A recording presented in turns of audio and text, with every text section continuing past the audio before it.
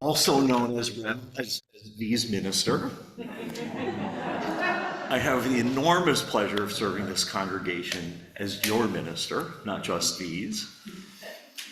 November is a month of gratitude. We acknowledge the colonization by Europeans of this land now called America, as we mourn the tragic deaths of natives, all by giving thanks for the bounty of the land. On Tuesday, we acknowledge and thank veterans for their defense of our nation and democracy here and abroad.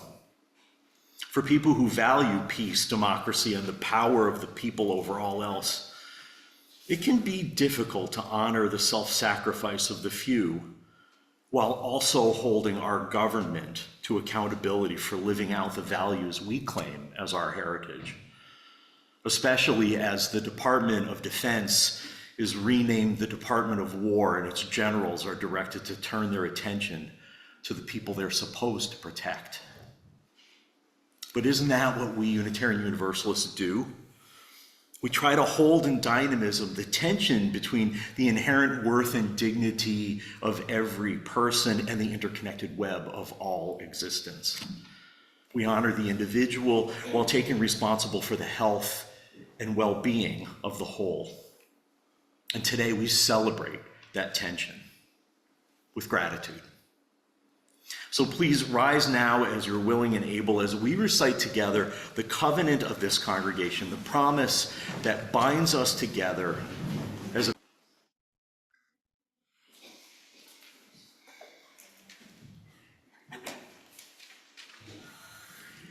Thank you, V, and thank you all for your generosity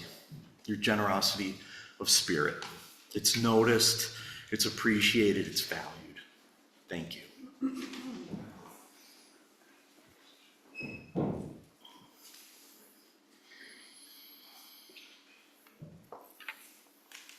In the hot and sticky climate of Asia, elephants have been used in logging camps to make work lighter for humans. Huge machines have largely replaced them to pick up and move huge logs to the rivers where they float to sawmills. But in some remote places, elephants still do the work. Centuries ago, they were first trapped, and their young trained to do hard and dangerous work. Immediately after being born, the elephant keeper would take the baby away from its mother and tie it to a tether with a rope, which would keep it from wandering off or learning anything from its mother about how to be an elephant. When it was time for the baby to be fed, the keeper would untie it from the tether, take it to a mother, then return it afterward. The keeper would become the center of the elephant's life, taking it to the river to bathe, teaching it how to behave, and even giving it affection. And if the elephant refused to do as commanded, the keeper would punish it with a painful prod to the vulnerable tender spot behind its big floppy ears. The keeper would be with the elephant all day, then at night return it to its simple rope tether. You can imagine that it wouldn't take long for a baby elephant to learn to do as told, so that when it reached full size, around 2 or 3 years old, it would still be tied up with the same rope to the same tether. And over the time, the elephant would stop trying to exert its will. It started existing only to serve in order to avoid pain. Any adult elephant can snap a rope, any rope, with more ease than it can move a massive tree trunk. But those tethered elephants remained faithful to their keepers because they had learned from an early age that they were helpless, despite the size and strength of their bodies. Please remain seated and open your hymnal to number 3. I love the way that just comes together at the end. It's really amazing. I'm sure, like so many before them since the beginning of the Protestant Reformation, transcendentalists could have seen a metaphor in the story of the elephant. Transcendentalists championed free will, the expansiveness of the human mind, and our collective power to combat dependency on the priesthood. For much of human history, priests of all faiths too often claimed that they were the only way to God or to salvation. And they could use that as a way of manipulating people to serve whatever means they saw fit. Dependency on priests to mediate between the individual and divine, Protestants believe, was a form of clerical abuse. They didn't use the term learned helplessness, but that's exactly what they were talking about. Learned helplessness eats away at self-confidence and self-worth. It is coming to believe the messages that one is of no value other than to serve the needs of the master, whose goals may even be harmful to oneself. Learned helplessness is not considered a psychiatric diagnosis, but it is a dynamic in relationships that can contribute to or worsen other symptoms of mental illness or disorders like depression and anxiety. It's a pattern of thought and behavior between two or more individuals. Learned helplessness is the mic dying? Okay, let's try another one. Okay, thank you, Ami. It's a pattern of thought and behavior between two or more individuals. Learned helplessness is characterized by feelings of helplessness, a belief that one is not able to exit a harmful or traumatic situation, even when one could, resulting in low self-esteem, lack of motivation or persistence, feeling inept, feeling like a failure. Learned helplessness can be the result of abuse, but it can also come from chronic stress or another trauma.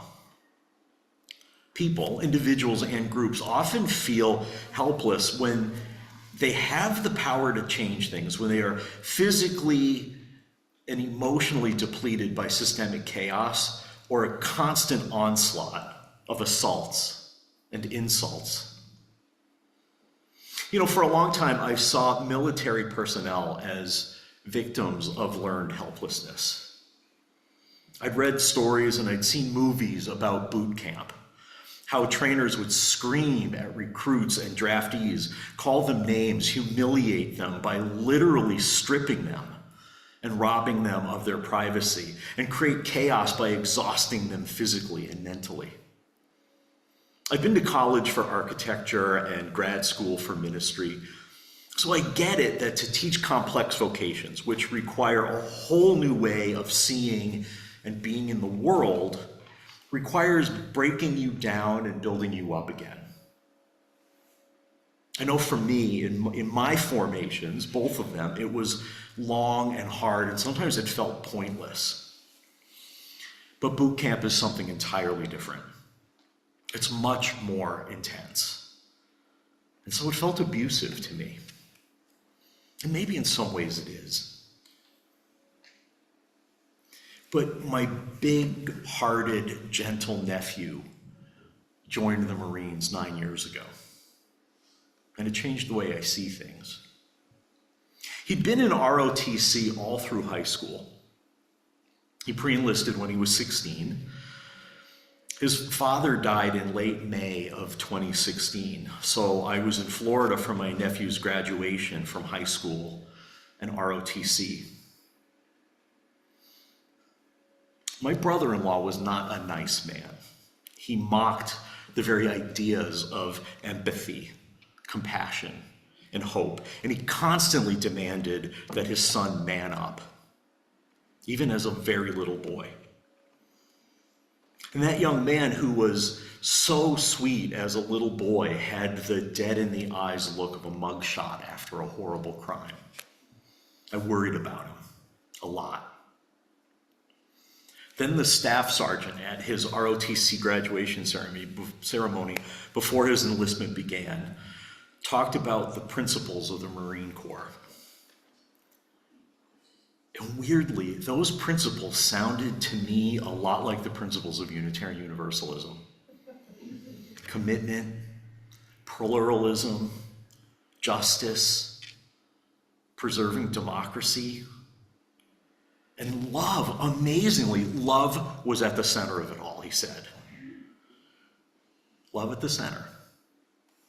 Love of country, love of family, love of self, and love of each other. And somehow in that moment, I knew that going into the Marines, even though it would be really, really hard for him, was the best thing that could happen to my nephew. And that turned out to be true. He came out 6 years later with enviable confidence and humility. Real humility. Not humiliation, but humility rooted in knowing his own worth and his own shortcomings.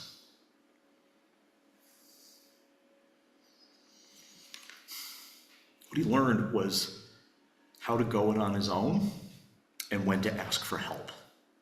Most of all, he learned responsibility. Now, I have zero right to be, but I am so proud of that young man. A few weeks ago, my friend Eric, a gay Army veteran, suggested Joe and I watch a scripted series on Netflix called Boots.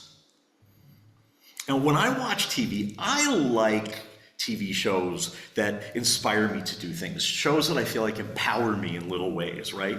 Friendly shows about baking and sewing and traveling. So I was really dubious. And the previews did not help. So on the surface, Boots is about a young gay man named Cameron Cope, just out of high school, joining the Marines, partly because he has no other options and partly to prove something to himself, that he has value. Ultimately, Boots is about cutting the rope of learned helplessness. Cam discovers just how powerful he is, despite having been badly treated by his mother and his classmates, and learning that he can direct the course of his own future while making a difference in the world. And he's not the only one learning. Other young men are going through the same intense process of being broken down. And there are two men who are bitter enemies. They're both self-absorbed and overly confident. One is quietly judgmental and wants to run for president. The other is loudly abrasive and just wants to stay out of prison. Fed up, Drill Sergeant McKinnon yokes the two of them together. And he tells them, if one of you fails or quits, the other one gets discharged. After a few days, Recruit Nash, the one who wants to be a politician, who wants to be president, has had enough. And he says, this isn't fair, sir. Putting Slovacek on my shoulders. I'm not responsible for his life. Staff Sergeant McKinnon responds, and that, Recruit, is why you are leaving. Because you still don't understand that is exactly what a Marine is responsible for. Do you know what is so frustrating about you? I see potential, but no resolve. I see competence, but no commitment. Ambition, but no sacrifice. And still, you have nothing to say for yourself. Nash expresses his homelessness and inadvertently reveals that he enlisted without even telling his parents. Well-educated liberals distrustful of the military. You didn't tell your mama? McKinnon says before bursting into laughter and then composing himself. You had a whole plan, didn't you? He said. Doing all this on your own terms. There's a reason we say no plan survives contact with the enemy. You could keep running like a little boy away from yourself, but here we train men to face the enemy. And he pokes Nash's chest repeatedly, wherever he may be.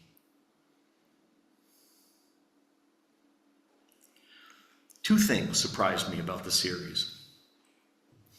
First was how much I worried about my nephew and the young gay man my friend Eric was 50 years ago. Second was how much the image of an angry, demanding, unforgiving Father God infused the beliefs of so many of these men, even though they didn't talk about God all that much. The Christian nationalism, even when this was set more than 30 years ago, was so present.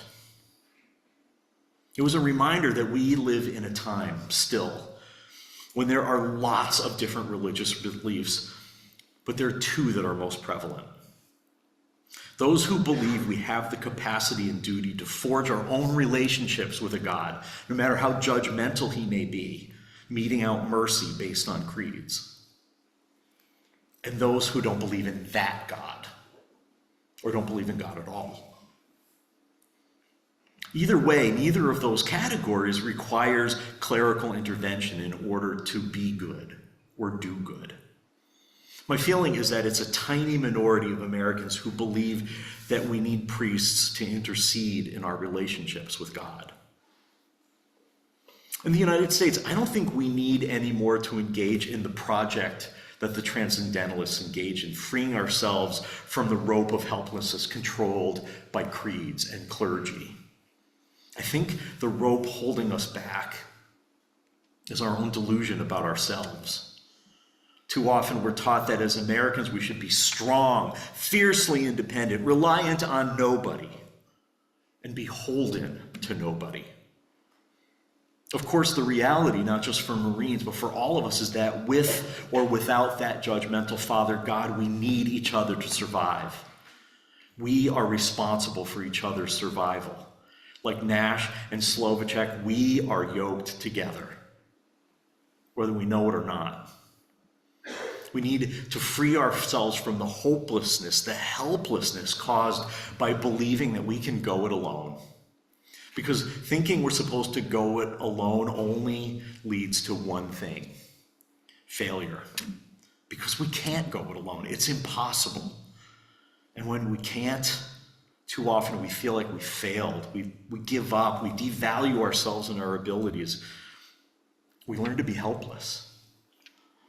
At a time like this, when sides are being drawn, where so often we are put onto a side without our will, based entirely on our identity or our beliefs, we're feeling helpless. Some of us want to feel powerful by connecting with a strong man we think will save us. And some of us, exhausted by the constant chaos and the onslaught of attacks, just give up. Our ropes may look different from the ropes of the elephant, but we all feel the limitations of those ropes. So how do we break the rope and tap into our own power so that we can serve our nation, each other, God, with love? There are a lot of ideas out there, but here are a few that make sense to me, especially in relation to our Unitarian Universalist values. Break the rope of learned helplessness through reflection. Practicing self-non-judgment, looking at your behaviors with curiosity, expanding your capacity to forgive, starting with yourself. Break the rope of learned helplessness by taking care of yourself. My friend Eric told me how in Boots, all recruits wore flip-flops in the barracks. It was about taking care of their feet, because if you're going to take care of anything, you have to start by taking care of yourself, starting with the basics that get you through each day. Break the rope of learned helplessness by identifying your limiting beliefs and reframing them in a positive way. For example, in our congregation, like so many others, we're sometimes limited by the way we used to do things. We often say it was better then, we should go back to that practice. Or we tried that once and it didn't work, so we can't try it again. Beliefs about the past prevent us from living in the present, let alone planning for the future. So if we put all the old stuff aside and focus on what we have now, we can do better in the future. Break the rope of learned helplessness by setting smart goals. Are you worried about people going hungry because of SNAP cuts and just the financial crisis we're in?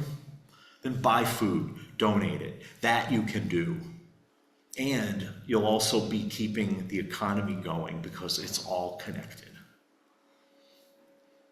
Break the rope of learned helplessness by changing your environment in a way that helps you meet your goals. So, are you surrounded by people who make you feel less than? People who are using you or giving you negative messages? Just remove yourself from them so that you can focus on what you need to focus on. And if they're abusive, it's okay to just cut them out of your life. Really. It doesn't have to be forever. I just think that if we can do these things, we'll all be stronger. We'll all be more effective, more loving. Not only will we be better able to care for ourselves and others, we'll have more gratitude for what we do have, including ourselves and our own abilities. We'll be more connected to the people we can count on. Love really can be at the center of our actions. Please rise now in body or in spirits that we may sing together